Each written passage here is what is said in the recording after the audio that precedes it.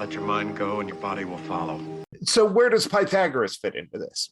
All right. So Pythagoras, we definitely know he founder of geometry, but not really. We know him as somebody that we talk about, but the Pythagorean theorem the reason why we have bridges the way we do, the reason why we have arches the way we do, the way buildings are created. A lot of them have to do with Pythagoras's information that he didn't find, but rediscovered. But little do a lot of people know is Pythagoras was extremely spiritual individual.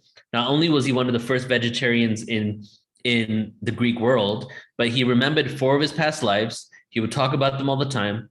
He believed he was the son of God, Apollo and his mother, and he had a miraculous birth.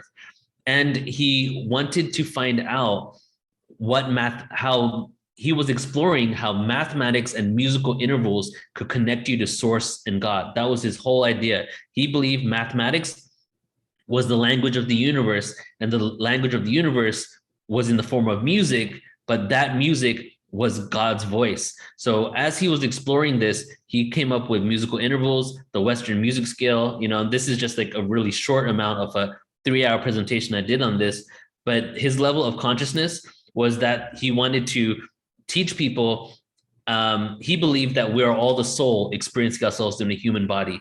And he believed that everything on the planet would be in perfect resonance if it was in harmony, including the soul. So when he was doing music therapy and exploring musical intervals, he actually was attempting to figure out different harmonic frequencies that could help harmonize the soul so that we wouldn't be so violent, aggressive, and things like that. So the reason why he's connected to this whole thing is because someone that we really hold in reverence for a lot of different mathematical discoveries really was super conscious and into us evolving as a species and realizing that, music and math had a lot to do with that. And that's just basically a little bit about him right there. It's interesting about how he appears to cross over in many of the ways that we see science and religion crossing over today. Yes. It's sound is an example. There was the Cuban thing. I think that got kind of disproved, but there's definitely some proof behind high pitch frequencies only annoying the young, who have good hearing. Yeah. So I wonder how much of that goes into it. And obviously we're seeing that in marketing. And then we're definitely see it in string theory. Right. And then there's Neo-Pythagoreanism as well. That was a resurrection of his awareness, because basically we don't have any distinct information about him for 800 years after his death. He didn't write anything down, right? In my presentation, I did 2 slides on how he has all these similarities to the Jesus story, all these things. It's almost like they took his life and then put it on Jesus as if it was Jesus's life. And here's a quote from Pythagoras, okay, just to show you what he really felt in regards to the soul and consciousness. He said, "And if at length, leaving behind thy body, thou dost come to the free upper air, then shalt thou be deathless, a mortal man no more." And that was about breaking the cycle and going through the cycle and the yuga cycles I just referred to. He believed that if we lived in harmony with the earth and each other, and we didn't have so much aggression with each other, we could break the cycle of consciousness that we're stuck in this reality, and we could basically become immortal. And even his information that he came across, a lot of people think that Pythagoras discovered the Pythagorean theorem, and some people get angry. And at the beginning of my presentation, I actually wrote 2 pages of disclaimers to not trigger people, because some people are like, no, that stuff's from Egypt, that's from Babylon. They should not be talking about Pythagorean theorem and all this stuff.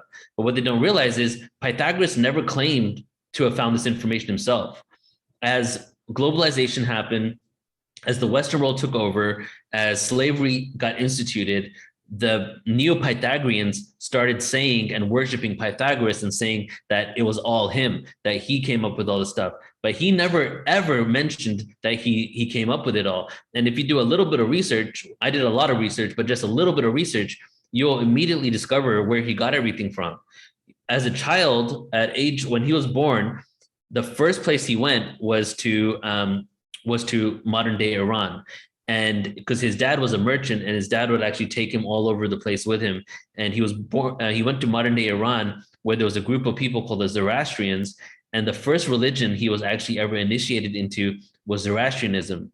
By the time he was 20, he'd been initiated into multiple religions, the Babylonian religions, the Eleusinian religion. He went to Egypt and lived there for 20 years, was initiated into the Thebes Mystery School, the Thoth Mystery School, the Sheshat Mystery School. Before he even became fully encompassed in Greek world and Greek mythology, he had already been incorporated into all these ancient religions. And the Pythagoreans, the Babylonians actually have a tablet that has the mathematical equations of the Pythagorean theorem that he discovered, and basically took it back to Greece. So what he did wasn't discover stuff. He traveled the whole world. He got all these pieces of information on music, harmonics, and mathematics, and then he presented it in one form that became a practical way to implement it and create society. Yeah. Well, I mean, obviously, it's not like he just came up with it and dumped it out there, and it was the moment. You know, how many times do we create things and nobody listens for a long time? You know.